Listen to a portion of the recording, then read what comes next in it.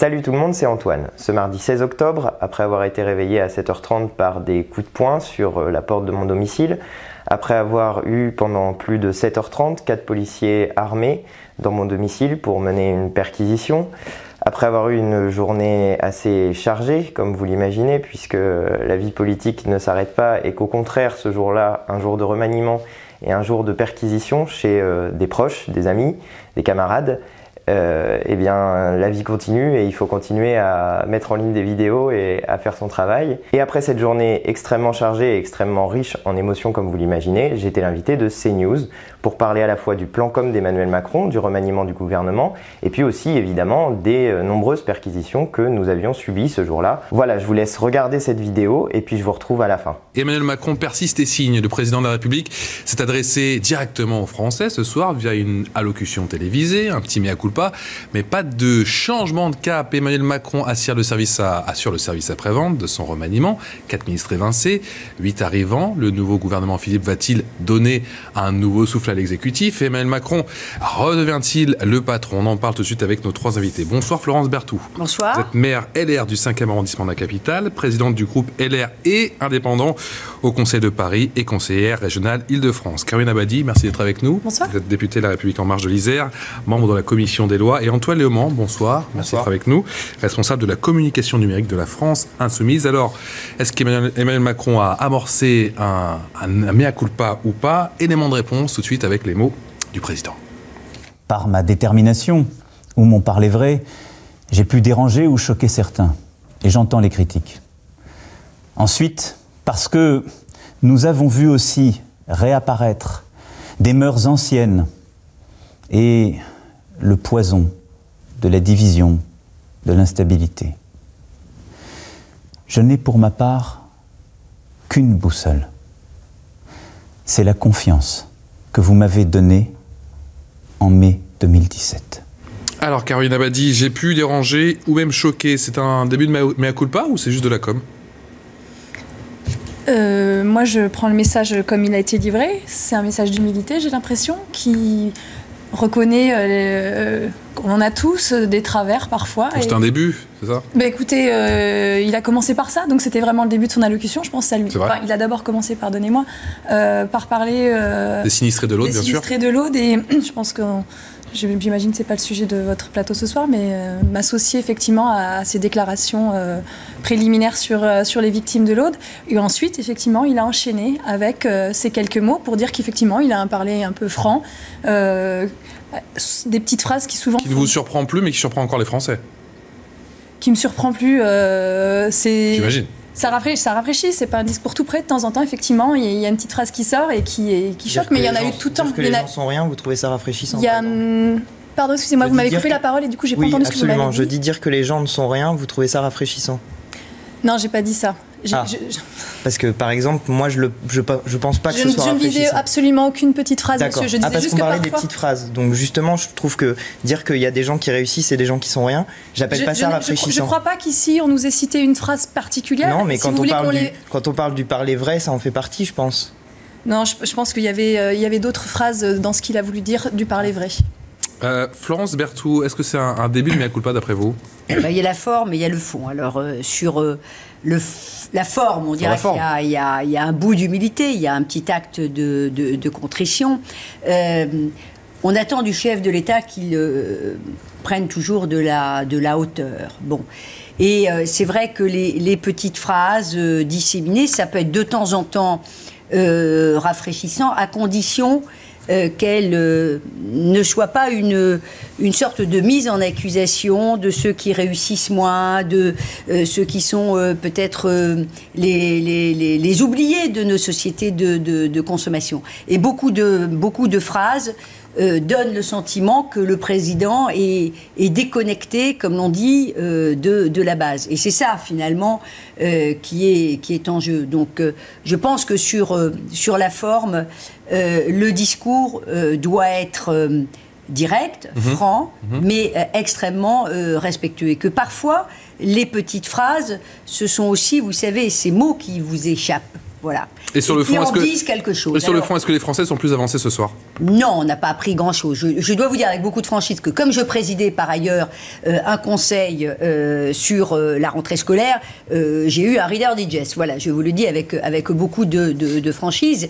J'ai écouté la radio en arrivant. Je n'y ai rien appris. J'ai compris qu'il n'avait pas commenté le remaniement. Non, il n'y a pas un mot sur le remaniement. Il n'a pas donné de cap particulier, par exemple sur la politique de sécurité. Ce qu'a dit le ministre Collomb en partant était quand même un aveu, sinon d'échec, en tout cas confirmer le fait que la machine était très grippée sur cette question, qui est une question qui intéresse tout le monde, parce que la sécurité est le premier droit des Français, en particulier des plus fragiles. Donc on n'a rien appris de particulier. Caroline Abadie, est-ce que les Français sont plus avancés ce soir? Les Français sont plus avancés ce soir parce que de toute façon, le remaniement a été communiqué dans la journée. Donc maintenant, on sait effectivement qui va continuer la poursuite. Et le service après-vente a-t-il été réussi, d'après vous? Parce que je ne sais pas si le président avait l'intention de faire un service après-vente. En tout cas, effectivement, il a réaffirmé le cap et il a redonné des objectifs à son nouveau gouvernement. Et il a bien précisé que ça serait les objectifs du nouveau gouvernement. Si je termine juste pour les petites phrases, je suis navrée, mais moi je pensais pas celle que vous citiez, je pensais à pognon de dingue par exemple, ou sortie du contexte. On est reparti sur les macronates. Mais ça vient aussi, d'accord. C'est bien, on est heureux de savoir que le pognon de dingue, c'est celui des prestations sociales et pas celui de l'ISF sur lequel vous avez encore donné 4 milliards d'euros aux plus riches. C'est pas celui de la flat tax sur lequel vous avez encore donné 3 milliards. Ça coûte un pognon de dingue. Ah non, mais je suis désolé. Si on veut parler de pognon de dingue, parlons du pognon de dingue. C'est celui que nous prennent les riches. Bon, sur le plan com de Macron, vous mettez les regrets d'Emmanuel Macron sur l'image que je vois à l'écran. Je trouve pas que c'est des regrets. Il dit on va rien changer, on va continuer comme on a fait jusqu'à présent, et d'ailleurs on va faire la même politique. Et il est marrant parce que il utilise des mots, il dit il faut s'insoumettre. Mais pour s'en-soumettre sur les logiques écologiques, par exemple, il vaut mieux voter pour des insoumis. C'est beaucoup plus efficace. Puisque il a dit qu'il fallait s'en-soumettre. Vous devriez écouter le président de la République quand il parle comme ça. Vous sauriez ce qu'il dit, effectivement. Donc il a appelé à s'en-soumettre, à s'en-soumettre au changement climatique. Je pense que quand le ministre de l'écologie démissionne sur des bases qui sont exactement celles qui sont proposées par la France insoumise, à savoir en finir avec les traités européens budgétaires et sortir du libéralisme, eh bien pour s'en-soumettre en matière d'écologie, il est plus efficace de voter pour des insoumis qui portent ce discours-là. Et après, juste pour venir sur la forme, moi j'ai trouvé ça chiant comme la pluie et insupportable à écouter. Faites attention aux petites phrases. Pour écouter, mais j'assume parfaitement de trouver M. Macron ce soir-là chiant comme la pluie. Ça, c'est pas très... écoutez, sorti du contexte ou pas, j'assume parfaitement de considérer ça chiant. Je sais pas ce qu'en ont pensé les Français, mais on veut dire soporifique, vous voyez. Au bout de 3 minutes, ça veut dire exactement la même chose. C'est juste des mots qui sont plus directs et dont sans doute vous n'avez pas l'habitude. S'il faut revenir dessus, effectivement, Nicolas Hulot, impatient, a démissionné il y a quelques semaines, mais le bilan impatient, mais enfin, évidemment qu'il est impatient, mais je suis désolé, il y a péril en la demeure. C'est sûr qu'il va contrôler. Il y a péril en la demeure. Il y a péril en la demeure. Une question, j'essaie d'y répondre. Alors, mais non, mais je suis désolé. Je réagis. On est dans un. Non, c'est pas ça. Mais on est dans un débat. On est dans un débat. Vous m'avez pas laissé finir ma phrase. Si, je vous laisse finir vos phrases. Mais vous dites, il y a de l'impatience chez Nicolas Hulot. Oui, et il y avait un autre truc. Alors allez-y. Quelle est l'impatience de Nicolas Hulot à part essayer de faire en sorte qu'on sorte de la crise écologique? Continuez. Mais non, mais je vous laisse parler. Allez-y. Merci, c'est très gentil. Je disais donc de l'impatience de la part du ministre de l'écologie. Ça se comprend, il y a urgence, on est bien d'accord. Mais il y a aussi énormément de choses qui ont été faites. Et ça, il ne faut pas le nier. Il y a énormément de choses qui sont faites. Il y a le plan vélo qui arrive très prochainement. Les hydrocarbures, on a voté la fin de la recherche des hydrocarbures. On a fait en sorte que l'Europe nous suive sur le glyphosate.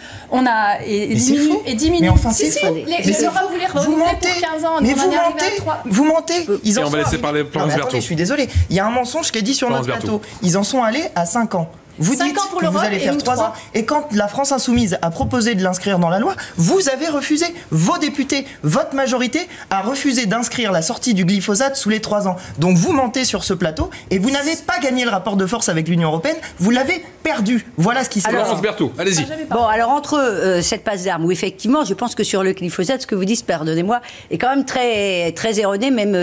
bon.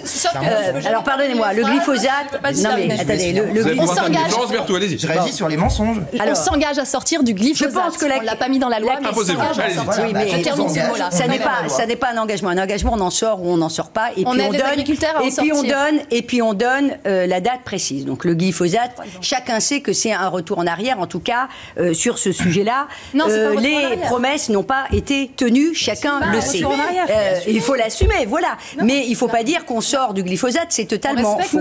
Maintenant, la question qui a été posée, c'est de savoir si on a appris des choses ce soir. Parce que je pense que c'était votre question d'origine. Est-ce qu'ils sont rassurés ce soir? Est-ce qu'on est rassuré, mais est-ce qu'on a appris des choses? Le président a dit on garde le cap. Je n'ai pas eu de réponse, encore une fois, sur les inflexions qui allaient pouvoir être données, parce que le cap, force est de constater qu'il n'a pas été tenu, encore une fois, sur les questions de sécurité, sur les questions d'immigration, sur les questions également d'écologie, même si quand même beaucoup de choses ont été faites. On ne peut pas dire que sur tous les sujets, il y a eu machine arrière. Sur la question du pouvoir d'achat, qui est quand même une question, vous le savez, qui est une question majeure pour des milliers de retraités. La réalité, c'est que un retraité qui aujourd'hui gagne 1 200 €, il va continuer, avant comme après cette intervention, à gagner ou moins de 250 € par an. Donc, il y a sans doute de la pédagogie à faire qui n'a pas été faite, et il y a des explications à donner aux Français qui n'ont pas été données ce soir. On a eu un exercice juste de, je dirais, de style, oui, de com, quoique en com, je n'ai pas appris grand-chose, et j'attends l'étape d'après. Alors, est-ce que c'est le Premier ministre qui va venir expliquer la feuille de route des nouveaux ministres? On va voir ça. Et la feuille de route, effectivement, est toujours la même. Ça, c'était très clair ce soir. Sur les territoires. J'aimerais vous montrer à tous les trois une image. Regardez une image en direct d'Argenteuil. C'est Christophe Castaner qui continue sa journée marathon. Christophe Castaner qui est le nouveau ministre de l'Intérieur. Je vous rappelle ce remaniement qu'on a enfin appris ce matin, après 13 jours après la démission de Gérard Collomb. Il y a eu 4 départs, 8 nouveaux entrants. La nomination de Castaner, pour vous, est-ce que c'est la prime à la fidélité? Je pense que de toute façon, les présidents et premiers ministres ont toujours aimé avoir dans le poste de ministre de l'Intérieur quelqu'un avec qui ils s'entendent et ils sont proches pour pouvoir effectivement gérer une des premières priorités de l'État, la sécurité des Français. Oui. Donc jusque-là, moi, ça me choque pas, vraiment pas. Et puis après, Christophe Castaner a une longue expérience de vie locale. Parce que j'entends déjà la musique de la fin de cette période-là. Oui. Je suis désolé, mais je suis désolé, mais je veux quand même dire quelque chose. Monsieur Castaner a quand même été un maître chanteur du président de la République. Il a dit, si jamais vous ne mettez pas ministre de l'Intérieur, je m'en vais. Il a gagné son pari. Bilan des courses, le nouveau gouvernement. Bilan des courses, le nouveau. Écoutez, c'est dans la presse, madame. C'est vous qui faites confiance à la presse, normalement. Dans ce gouvernement, on a désormais Monsieur de Rugy et Monsieur Castaner. C'est le gouvernement des parvenus, des gens qui sont des vendus. Voilà. C'est les gens qui cherchent des postes et qui finissent par les trouver en faisant pression sur le président de la République. Les mots très durs ce soir d'Antoine Léaumont. Qui avait envie d'être ministre de l'Intérieur, et je pense que c'est une bonne nouvelle pour ce genre de fonctions qui sont très Les mots très durs ce soir d'Antoine Léaumont. Vous avez été victime d'une perquisition aujourd'hui? Absolument. À l'image effectivement de plusieurs insoumis et bien sûr du siège des insoumis à Paris, mais également une perquisition au domicile de Jean-Luc Mélenchon. Jean-Luc Mélenchon qui était colère aujourd'hui, il l'a crié à maintes reprises chez lui, du côté du siège des insoumis, mais également du côté de l'Assemblée nationale. En fait-il trop aujourd'hui? On se pose la question dans un instant, juste après cette réaction. Nous allons vous le faire payer politiquement. Je demande aux gens qui m'écoutent là, racontez partout, montrez ces images. On va me dire, vous devez vous soumettre à la loi comme les autres. Bien sûr que je me soumets à la loi, mais j'ai le droit aussi de protester. C'est ce que je suis en train de faire. 21h35 sur CNews, place à la deuxième partie de notre débat. Jean-Luc Mélenchon crie au scandale après plusieurs perquisitions qui ont été menées aujourd'hui, dont une à son domicile. Le leader de la France Insoumise qui a eu un échange très musclé avec le Premier ministre, mais également avec la garde des Sceaux Nicole Belloubet. Sa colère est-elle légitime? Mélenchon est-il le roi de la mise en scène? En fait-il trop? On en parle tout de suite avec Florence Berthoud, maire LR du 5e arrondissement de la capitale, présidente du groupe LR et indépendant au Conseil de Paris et conseillère régionale Île-de-France. Karine Abadi est toujours avec nous, députée de La République En Marche de l'Isère, et Antoine Léaumont, responsable de la communication numérique de la France Insoumise. On va écouter la colère de Jean-Luc Mélenchon. Vous savez pas à quoi vous vous affrontez. À une force politique, pas à une personne isolée. Nous allons vous le faire payer politiquement. Je demande aux gens qui m'écoutent là, racontez partout, montrez ces images. On va me dire, vous devez vous soumettre à la loi comme les autres. Bien sûr que je me soumets à la loi, mais j'ai le droit aussi de protester. C'est ce que je suis en train de faire. 8 personnes chez moi, à 7 h du matin, en file dans le couloir, au siège des organisations du mouvement. Voilà ce que c'est. Et tout ça pourquoi? Pour une dénonciation, pour 2 dénonciations. Et qu'est-ce qu'il fout le président de l'Assemblée nationale pendant ce temps-là? Néanmoins, la colère de Jean-Luc Mélenchon était légitime. Mais évidemment qu'elle est légitime. Vous avez l'annonce du nouveau gouvernement qui est faite en même temps que ces perquisitions.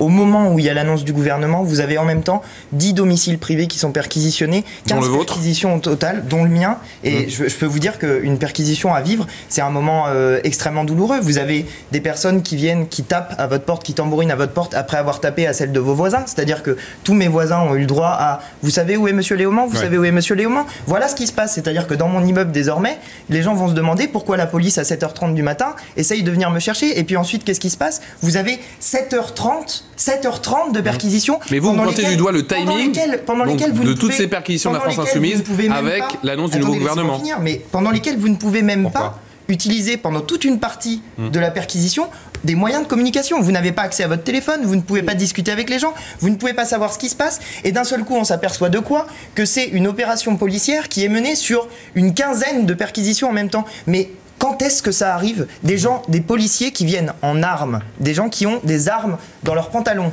qui sont avec des gilets pare-balles. Des opérations comme celle-là, c'est des opérations antiterroristes. C'est pas des opérations dans le cadre d'enquêtes préliminaires. Jamais dans notre pays, jamais une telle chose n'est arrivée. Florence Berthoud, vous comprenez la colère de la France Insoumise? Je suis désolé. Mais ça, si ça se passait au Venezuela, s'il y avait la même chose qui se passait au Venezuela, le fait d'aller perquisitionner les leaders de l'opposition tous en même temps, pendant que le président annonce un nouveau gouvernement, eh ben, je suis désolé, les mêmes qui rigolent en ce moment, ils seraient en train de nous faire toute une scène sur la police politique au Venezuela. Et quand ça arrive dans notre pays, il n'y a plus personne. Allez, Florence Berthoud. Vous ces mesures, vous applaudissez. Je suis désolé. Qu'est-ce qui fait l'essence du populisme? C'est l'outrance permanente. Là, vous me laissez parler, je vous ai laissé parler. C'est l'outrance permanente, l'outrance dans le verbe, l'outrance dans la scénarisation, et c'est surtout ce poison médiatique diffusé à longueur d'antenne pour essayer de faire croire que ceux qui sont élus sont soit des voyous, soit n'ont pas été élus démocratiquement, évidemment, à l'exception de ceux qui sont donneurs de leçons. Essayez de faire croire que le pouvoir judiciaire est en dessous de tout, que le pouvoir exécutif, ce sont des pourris. Moi, je suis très républicaine. On a un débat. Je ne suis pas d'accord avec. Je ne suis pas d'accord avec les. Vous ne me coupez pas. Ben, je vous demande. Ça, vous voyez, c'est pareil, c'est le respect du débat. Moi, je ne vous ai pas coupé. Vous refusez, et c'est encore la marque du populisme, vous refusez qu'on puisse arriver au terme de sa démonstration. Non. Votre formation est en train de découvrir ce qu'est une perquisition.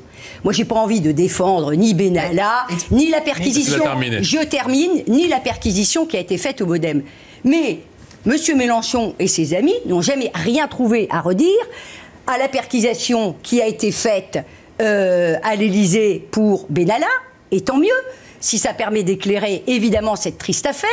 Ils n'ont rien trouvé à dire quand il y a eu une perquisition au Modem en 2017. Et tant mieux si ça permet à la justice de faire son travail. Alors, maintenant, il y a une scénarisation. On convoque, on menace devant les écrans de télévision. Eh bien, moi, je trouve ça absolument lamentable. La réponse. Lamentable. Je trouve ça d'une violence extrême.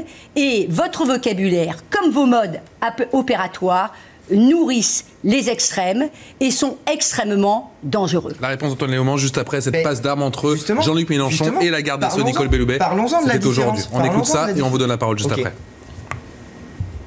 De salir.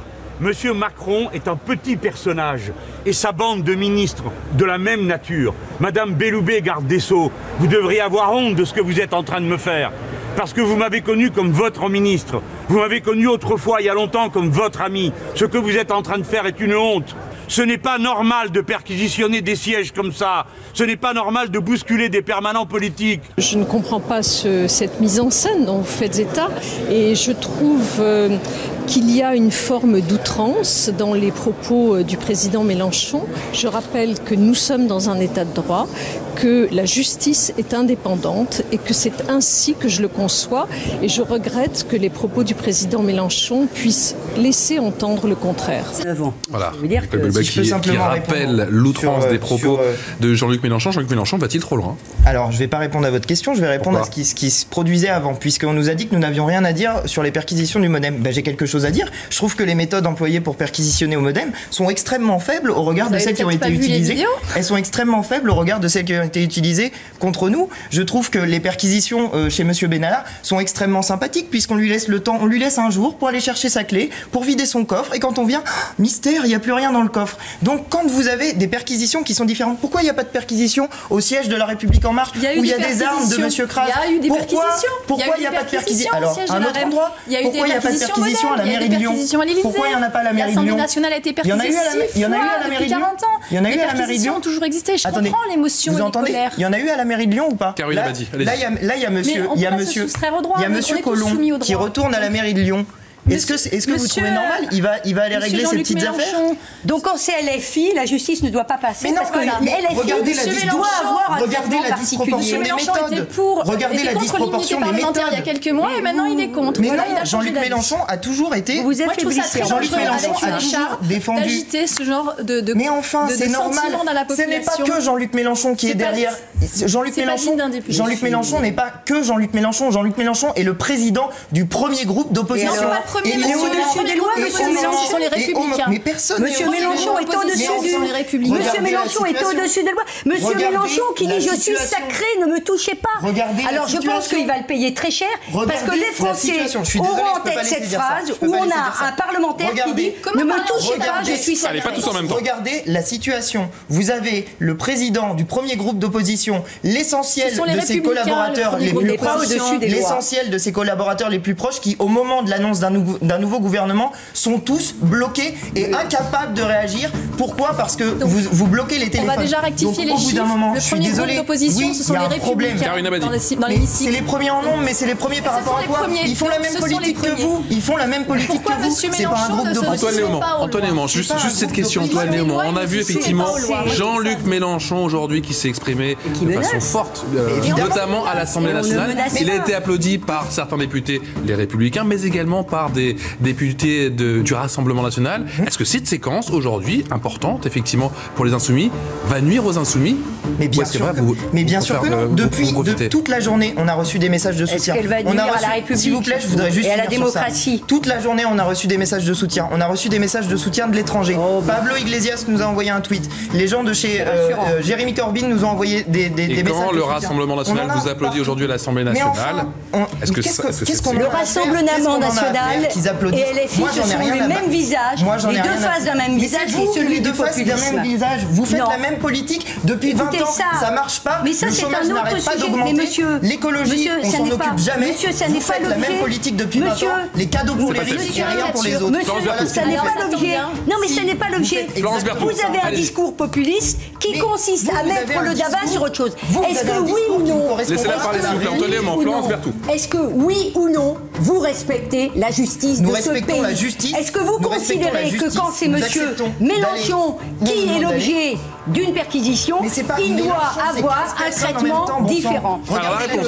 Alors la réponse. Mais c'est pas Mélenchon tout seul, c'est 15 personnes en même temps. C'est Mélenchon qu'on a beaucoup entendu aujourd'hui. Monsieur, respectez nos institutions. La justice est totalement indépendante dans notre pays. Le procureur de la République, monsieur Molins, ça a failli être votre ministre de l'Intérieur. C'est ça que vous appelez l'indépendance? Le procureur adjoint, il est allé lui-même au domicile de monsieur Mélenchon et il était nommé par monsieur Macron en janvier. C'est ça l'indépendance de la justice dont vous nous parlez. Donc vous considérez que cette perquisition n'a pas respecté les règles de droit? Vous considérez que cette perquisition ne respecte pas les règles de droit? Je dis que c'est une perquisition qui a un sens politique. Elle respecte pas les règles de droit? Répondez, Antoine Léaumont. Elle respecte pas les règles de droit? Je vais répondre à ce que j'ai envie de dire. Qui est menée par des gens comme marché dans les années fastes, qui sont des proches d'Emmanuel Macron. Voilà ce que vous appelez l'indépendance de la justice. Donc cette perquisition ne respecte pas les règles de droit? Cette perquisition est faite pour essayer de nous humilier. Donc cette perquisition ne respecte pas les règles de droit? Pour essayer de nous humilier et de nous intimider. Vous ne répondez pas à la question. Et nous ne céderons pas. Non mais l'humiliation est autre chose. Elle respecte ou pas les règles de droit? Elle respecte ou pas les règles de droit? Oui ou non? Eh bien, vous êtes au-dessus ou vous êtes en dessous des règles de droit, monsieur? Avez-vous déjà vu une opération de ce type dans une enquête préliminaire? Vous voulez parler de droit? Pourquoi il n'y a pas d'instruction? Est-ce qu'elle respecte ou pas les règles de droit? Ça n'est jamais arrivé. Ce genre de procédure, ça n'est jamais arrivé dans une enquête préliminaire. Est-ce qu'elle respecte ou pas à subir ce genre de rester là. Merci beaucoup Florence Berthoud, merci à vous. Caroline Abadie, merci à vous Antoine Léaumont, on aura bien entendu l'occasion de reparler. Voilà, alors comme vous avez pu le voir à la fin, c'était un petit peu agité sur le plateau, mais comme toujours, j'espère que ce que j'ai dit vous a plu, vous a intéressé, et si vous partagez mes idées, que j'ai été un bon porte-parole de ces idées. Si c'est le cas, n'hésitez pas à partager cette vidéo sur les réseaux sociaux et à mettre des pouces bleus pour l'aider à monter dans les tendances. Et puis si vous passez ici pour la première fois, je vous invite également à vous abonner à ma chaîne. Pour tous les autres et pour ceux-ci aussi, je vous invite également à mettre des commentaires sur cette vidéo pour me dire ce que vous en avez pensé, parce que moi ça m'aide à progresser, ça m'aide à faire mieux et c'est très utile pour moi de savoir tout ça. J'en profite pour vous dire un dernier petit mot, un mot à toutes celles et ceux qui m'ont envoyé des messages de soutien et qui nous ont envoyé des messages de soutien de toute la France et même de l'étranger, de l'international. Vraiment, soyez remerciés pour ces messages de soutien parce qu'ils font chaud au cœur et ils aident à avoir du courage dans ces moments-là, ils aident à tenir debout. Et vraiment, ça fait partie de la lutte que d'envoyer aussi ces petits messages. Je vous remercie de l'avoir fait et vraiment, je vous suis très reconnaissant. Allez, on se retrouvera pour des vidéos qui seront peut-être un petit peu plus sympathiques les prochaines fois. Mais en attendant, je vous dis à bientôt pour de nouvelles vidéos. Allez, salut!